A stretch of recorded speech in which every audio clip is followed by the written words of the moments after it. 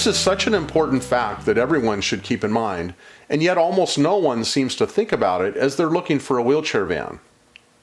There certainly are examples of nice vans that had a life other than for personal use, but they are rare. And just to be clear about what I mean by personal use, I'm referring to a van that's spent its life serving an individual or family versus a van that's been used for commercial, business, or some sort of government agency use.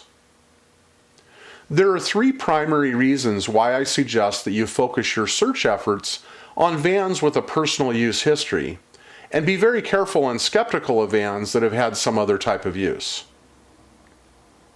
The first reason is because of the average number of load and unload cycles that a personal use van typically has per 1,000 miles or per year or whatever unit of measure you use versus other vans.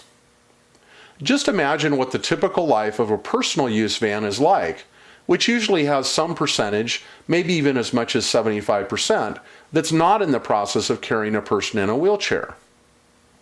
This is because oftentimes a family of several people, or even a couple, make many trips that don't include the person in the wheelchair at all. And also consider that even if a van were being used 100% of the time by the person in a wheelchair, they would tend to go on trips to work, or a store, or a friend's house, or even on a road trip, and those trips on average are many more miles than the vans that have had something other than a personal use life. Just think about a van that has a route or schedule that has it stopping to load and unload someone in a wheelchair once every few miles versus a personal use van that often goes many miles between load and unload cycles and sometimes may go hundreds of miles between cycles. And consider that each of these cycles puts wear on all of the specialty equipment as well as the floor, wheelchair anchor systems, door entry areas, and so forth. And so keep in mind this idea about the number of load and unload cycles there has been as you shop for a wheelchair van. The next reason is the difference in average wear that occurs when there are many different drivers in the life of a van versus only having a few. And also consider the nature and mindset of those drivers. Just think about a personal use vehicle and imagine the average profile of who's driving it and what is their mindset versus the other vans. Of course, there can be paid drivers who are very caring and treat the van as if it were their own.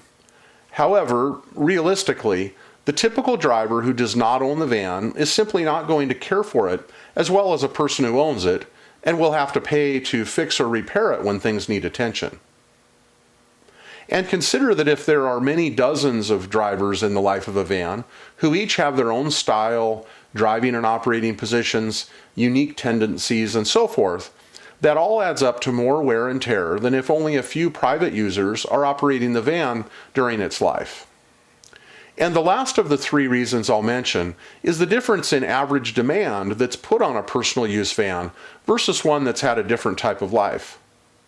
You see, my observation, and yours would be too if you watched lots of vans in use, is that the average weight and size of folks and their wheelchairs vary a lot between personal use vans and others. Of course, I'm making general comments here, and there are always exceptions, but these averages do hold true. What happens in the real-life course of events is that oftentimes personal use vans are being used to load, unload, and transport a small or average-sized person in a small or medium-sized wheelchair. And oftentimes they're lightweight manual wheelchairs.